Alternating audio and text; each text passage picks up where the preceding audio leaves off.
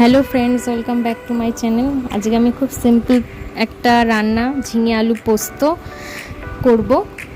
দেখো, ঝিঙে নিয়ে নিয়েছি, আলুও নিয়ে নিয়েছি। এইরকম ঘরোয়া পদ্ধতির রান্না দেখার জন্য আমার চ্যানেলটি সাবস্ক্রাইব করবেন এবং বেল আইকনটা প্রেস করে দেবেন। দেখো, প্রথমে আমি ঝিঙেটা কেটে নিচ্ছি, এবার আলুটাও আমি কেটে নিচ্ছি।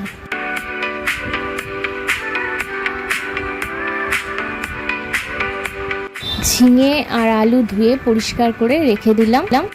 এবার আমি শিলে পরিমাণ মতো পোস্ত আর কাঁচা লঙ্কা নিয়ে নিচ্ছি। হ্যাঁ, বেটে নেব, কিন্তু বাটাটা একটু গোটা গোটা থাকলে আরও টেস্ট হবে। এবার আমি পোস্তটাকে তুলে নিচ্ছি।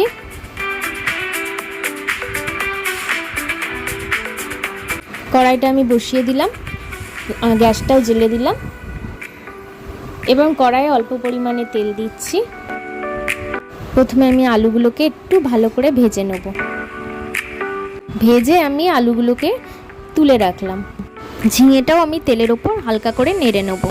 এবার আমি ভাজা আলুগুলো কড়াইতে দিয়ে দিলাম ঝিঙের সাথে এবং নুন, সামান্য পরিমাণে হলুদ দিয়ে কড়াইটা ঢেকে দিলাম।